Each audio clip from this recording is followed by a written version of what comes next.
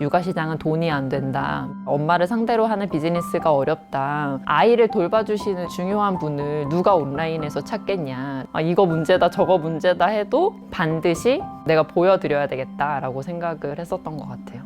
이 산업의 혁신이 더 많이 일어날 수 있도록 저희는 이 산업의 편견을 깨드리는 역할을 해야 된다고 생각하면서 일을 하고 있습니다. 성격이 네. 스스로 어떤 편이라고? 난 말 안 듣는. 네, 안녕하세요. 저는 맘시터라는 아이돌봄 연결 플랫폼을 운영을 하고 있는 맘편한 세상 정지혜 대표입니다. 우리 동네에 어떤 시터분들이 있는지를 시터분들의 프로필, 인증, 후기 정보를 보면서 선택하실 수가 있고요. 누적 85만 회원이 되면서 한 25만 건의 매칭을 만들어내고 있는데요. 작년 한 해 기준으로만 맘시터로 연결이 된 아이 돌봄 비용이 1,300억 원 정도로 추정이 될 만큼 많은 분들이 이용을 해주시고 있는 서비스입니다.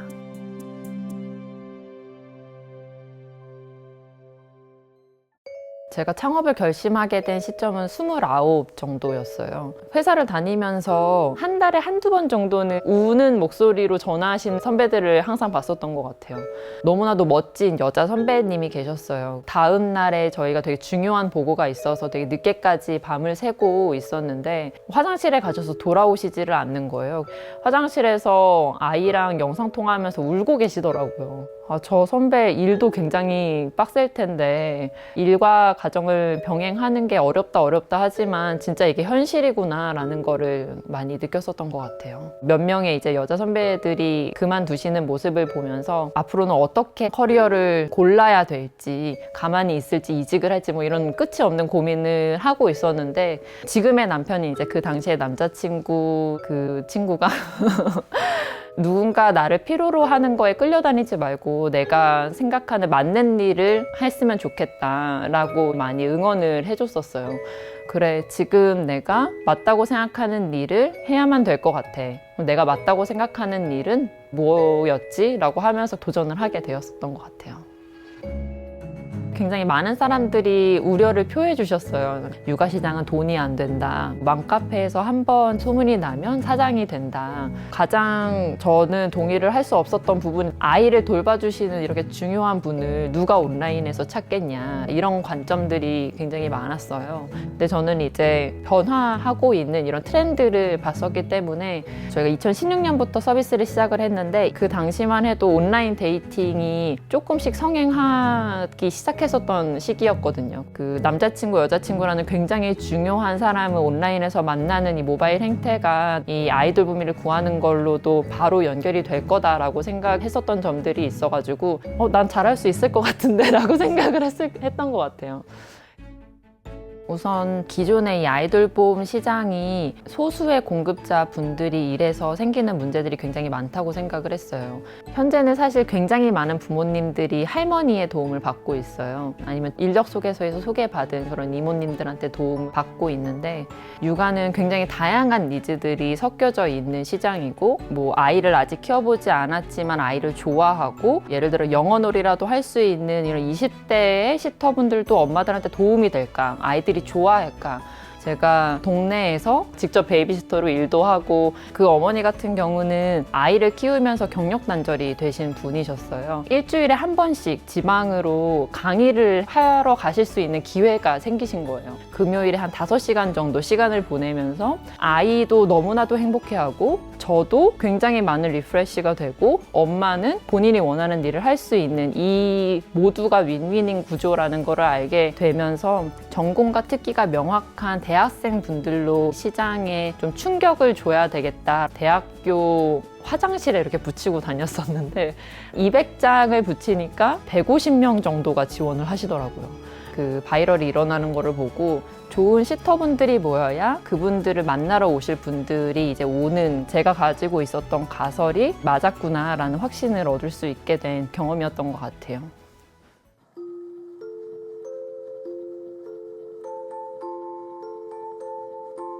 제가 창업을 하고 10개월 정도 지났을 때 임신을 하고 한 1년 반 정도 지났을 때 아이가 태어났어요. 이제 아이를 낳고 맘시터를 직접 써볼 수 있게 돼서 너무나도 기뻤어요. 그 남편은 사업을 위해서 본인과 아이를 이용을 했다라고 한 고객으로서 정말 고객분들이 이 서비스를 어떻게 이용하게 되는지, 어떤 게 불편한지를 직접적으로 알 수 있게 된 것 같아요. 정말 흥미롭게도 써보기 전에는 시터분들 사진이 너무 중요하다고 생각을 했었어요. 그래서 서비스도 사진 중심으로 기획을 해야 된다고 생각을 했었는데, 제가 선택을 하는 과정을 보니까 사진이 없어도 좋은 후기를 받으시고 자기소개 굉장히 성실하게 적으신 분이면 마음이 가는 거예요. 너무 이상하다. 얼굴도 모르는 분한테 이렇게 만나고 싶어서 막 안달이 나는 거를 보고 저희 팀에 공유를 하고 우리가 데이터를 한번 보면 좋을 것 같다. 그래서 부모님들의 반응이 어떻게 다른지를 봤더니 사진이 별로 영향이 없는 걸로, 그래서 그 이후로부터는 자기소개, 관련 경험 이런 것들을 더 돋보이게 서비스를 개선을 해서 정말 특이한 경험을 한 것 같아요. 2019년이 많이 활성화가 됐었던 해였던 것 같아요. 연초에는 한 10만 명 정도의 회원이었는데 연말에는 한 48만 명 정도로 5배가 성장을 했었거든요. 10명일 때, 15명일 때, 20명일 때 굉장히 조직의 다이나믹스가 달라지는 거를 느끼고 있는데, 엄마로서도 아이가 1살일 때, 지금은 4살인데 매년, 매달 굉장히 달라지는 것 같아요. 조직을 키우고 이 아이를 키우는 이 두 과정이 닮아 있다라고 생각을 하고 있습니다. 이거 떠도 이거 고르고. 가져와도 되잖아, 꼬꼬모. 아빠 이거. 내가 가져올게. 그래, 내가 가져와. 아이를 어떤 기준으로 어떤 가치관을 갖고 키워야 될지를 결정을 하는 게 굉장히 중요한 것처럼, 맘시터팀, 맘편한 세상이라는 회사를 어떤 자율과 권한의 범위를 주면서 훌륭한 회사를 만들지, 훌륭한 우리 팀원들이 실패를 하더라도 그거를 통해서 어떤 거를 배웠는지를 같이 나누고 더 어떻게 도전을 할 수 있을지를 같이 고민을 하는 이런 보호자의 입장이 되어야 된다고 생각을 하면서, 여기 굉장히 닮아 있구나. 버겁죠. 이제 두 개를 굉장히 잘 챙겨야 되니까. 다른 대표 친구들하고는 그렇게 얘기해요. 뭐 이렇게까지 성장을 할 필요가 있나? 라는 생각을 할 정도로 정말 많은 고난을 겪고, 한 달에 한 2번 정도 큰 파도가 온다. 큰 파도가 오니까 이번 달 첫 번째 파도구나 라고 생각을 하고 그냥 받으면 된다. 많은 거를 깨닫고 계속 성장을 해나가는 것 같아요. 워낙에 사람, 그리고 가장 중요한 아이를 다루는 사업이다 보니까 지금 굉장히 많은 분들이 사용해주고 계시지만 정말 많은 분들이 아직도 고민을 하고 계신 중이라고 생각하고 있고요. 그래서 저희는 감사하게도 4년 반 동안 단 한 건의 큰 사건이 일어나지 않았어요. 어떻게 하면은 더 리스크를 줄일 수 있을지 계속 고민을 하고 있는 것 같아요. 예를 들어 부모님 입장에서는 아이가 저기서 장난감 가지고 놀 때 여기 뭐 걸레질 이렇게 해주는 게 얼마나 어려운 일이라고 말씀을 하실 수가 있는데, 아이의 안전을 위해서 온 집중을 하셔야 되는 거를 분명히 말씀을 드리고 있고, 이 부분을 지키지 않으신 부모님이나 시터님들은 재가입 불가 처리를 하고 있고요. 인적성 검사 이런 것들도 저희가 직접 개발을 해서 그런 리스크들을 계속 끊임없이 줄여나가고 있는 중이에요. 가장 모티베이션을 받고 가슴 뛰는 순간은 우리 서비스로 정말 큰 도움을 받고 있다고 말씀을 해주신 부모님들을 만났을 때, 기억에 남는 부모님 중에 한 분은 모터사이클을 즐길 정도로 굉장히 액티브한 고객분이셨던 것 같아요. 근데 모유수를 하게 되면 계속 아이 옆에 있어야 되고 잠도 못 자고 우울증도 오고 너무 힘든 생활을 하시다가 맘시터한테 애를 맡기고 정말 오랜만에 모터사이클을 타러 가신 거예요. 저희 후기에도 남겨주셨어요. 나의 인생이 끝난 줄 알았는데 그 순간 나의 생활을 다시 시작할 수 있는 첫 출발점이 된 것 같아서 너무 감사하다.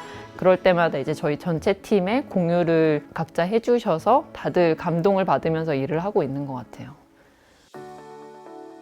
최근에는 채용을 굉장히 공격적으로 하고 있어서 많은 분들을 인터뷰를 하고 있는데, 최근에 지원을 해주시는 분들은 맘시터를 직접 이용을 하셔서 본인의 스토리를 가지고 오시는 분들이 굉장히 많으세요. 사실은 사업 시작하기 전에는 아무도 공감하지 않았었던 이 문제를 같이 엄청나게 고민을 하고, 내가 팀한테 그렇게까지 해달라고 알려드린 적도 없는데 더 많은 고도화 작업이나 더 많은 고민들을 하고 있는 거를 봤을 때 너무 뿌듯하고 너무 행복한 마음이 드는 것 같아요.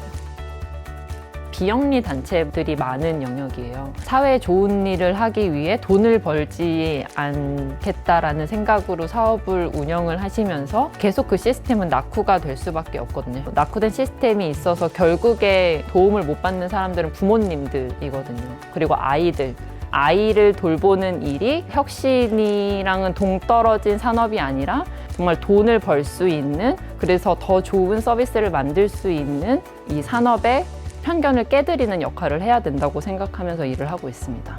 지금은 굉장히 과도기, 아이를 맡기는 것부터 이제 시작하는 단계인데, 이 외에도 사실은 육아에 관련된 문제들은 굉장히 많다고 생각을 해요.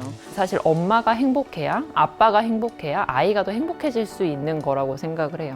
부모님들이 어떻게 하면 더 죄책감을 안 느끼면서도 행복하게 본인의 인생을 살 수 있을지, 그 과정에서 아이들이 더 행복해지려면 어떻게 돼야 되는지 지금까지 우리가 걸어왔던 것처럼 계속해서 고민을 해나갈 예정입니다.